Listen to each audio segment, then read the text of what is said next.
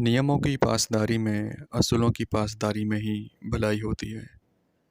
यही हर जगह हमें सिखाया जाता है और यही हमें हमेशा सीखना भी चाहिए।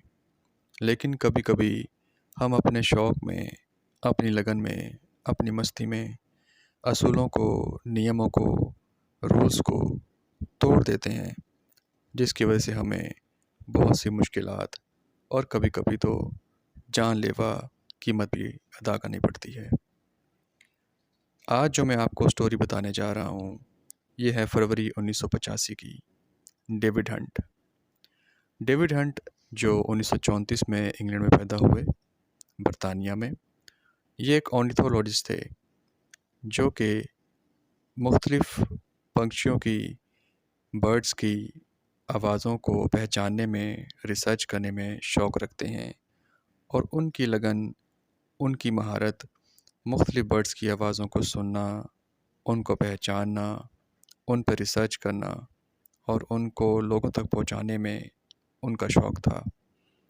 इन्होंने पूरी दुनिया में बहुत से ममालिक घूमे, बहुत से नेशनल पार्क्स में, बहुत से डिफरेंट जगहों पे बर्ड्स को देखा, उनकी आवाज़ों को रिकॉर्ड किया, कैमरा में कैप्चर किया और इनकी एक बेहतरीन लाइब्रेरी सेट की और एक बेहतरीन जर्नल जो है वो बन गए।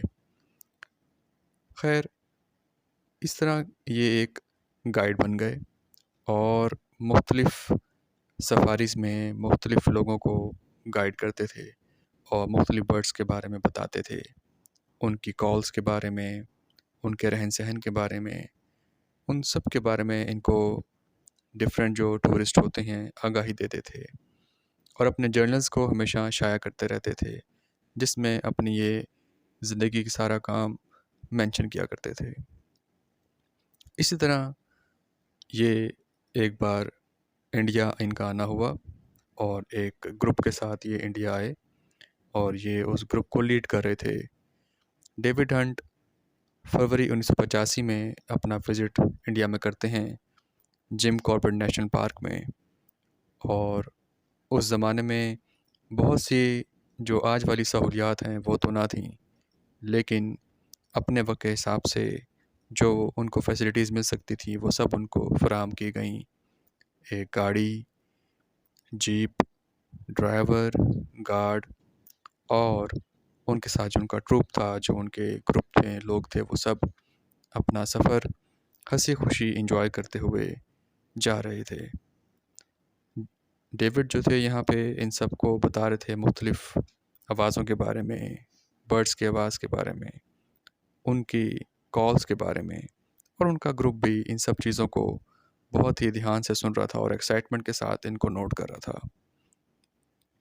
इस दौरान सफारी करते हुए डेविड को एक आवाज़ सुनाई देती है किसी बर्ड की और डेविड इससे एकदम से बहुत जो है वो इंटरेस्ट लेते हैं और कहते हैं कि ये आवाज़ तो मैंने पहले कभी नहीं सुनी।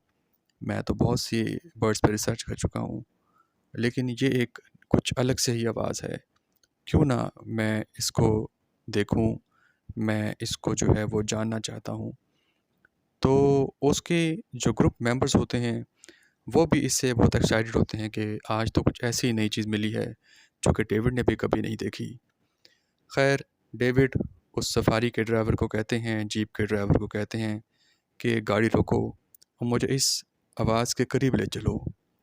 तो जो ड्राइवर होता है वो ये कहता है कि सर, गाड़ी तो सड़क तक मैं जहाँ तक करीब ला सकता था वहाँ तक मैं ले आया हूँ, लेकिन अब आगे मज़ीद जंगल में झाड़ियों से आवाज़ आ रही है जहाँ पे जाना मुश्किल है और ख़तरा भी है।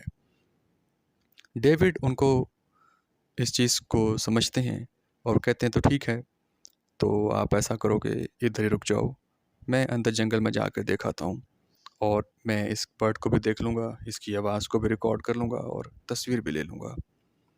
लेकिन जैसे हम सब जानते हैं कि जो ड्राइवर होते हैं और जो गार्ड होते हैं, ये इनकी सुरक्षा के लिए, इनकी रक्षा के लिए वहीं मौजूद होते हैं और इनको हर वक्त इसी चीज़ पे इन्फॉर्म करते हैं कि आप जीप से नीचे ना उतरिए। उनके ड्राइवर, उनके गार्ड डेविड को बहुत समझाते हैं कि आप अंदर ना जाइए, अंदर ख़तरा है, जंगली जानवर हैं, कुछ भी हो सकता है। तो इस चीज़ का कतई रिस्क ना लीजिए। लेकिन डेविड अपने पैशन के लिए ऑब्सेशन रखते थे, अपने शौक़ के लिए जुनून रखते थे। वो कहते कि नहीं, मैं अंदर जाऊंगा और बस जल्दी ही आ जाऊंगा।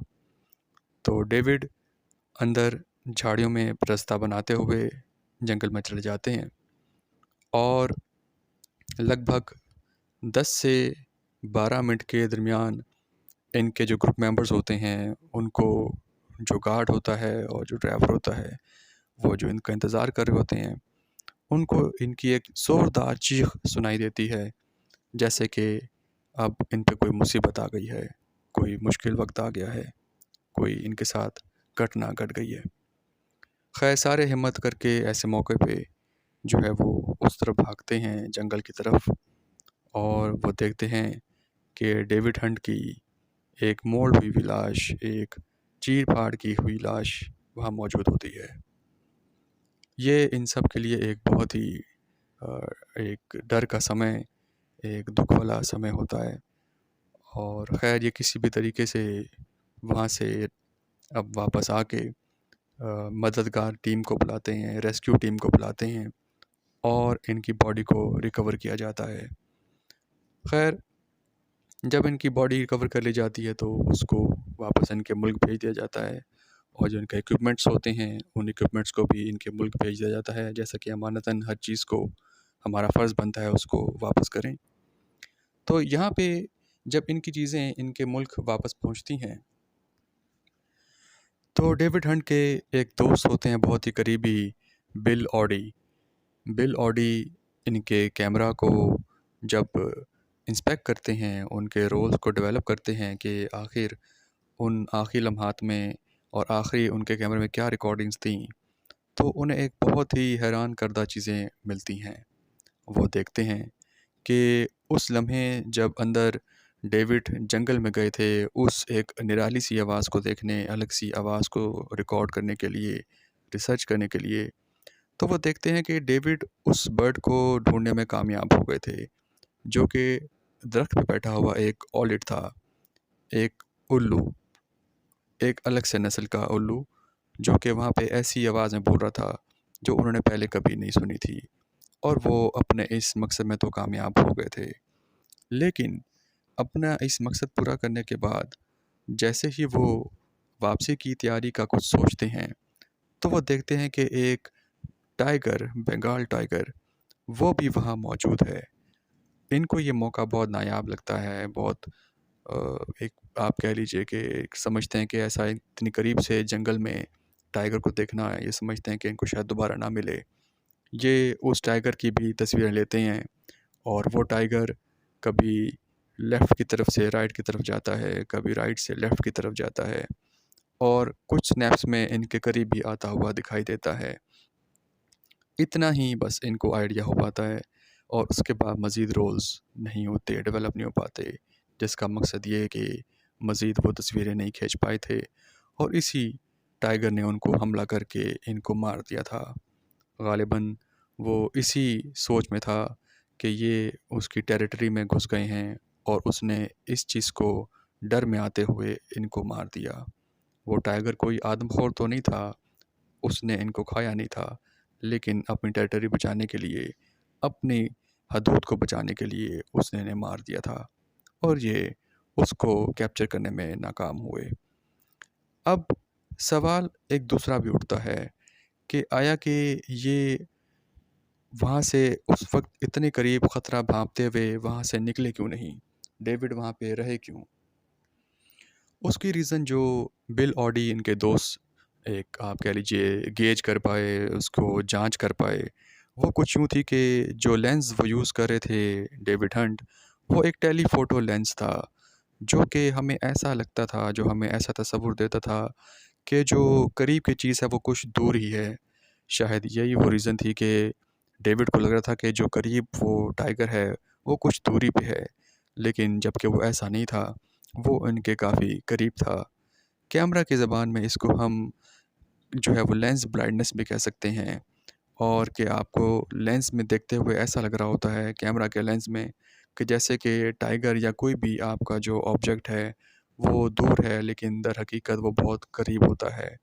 और इसी आप कह लीजिए कि असल में इसी एक सिर्फ प्रॉब्लम में आके जो है वो डेविड अपनी इस चीज़ को भाप नहीं सके कि आया कि वो टाइगर इनसे कितनी दूर है, और इसका अंदाज़ा लगाना उनके लिए मुश्किल रहा।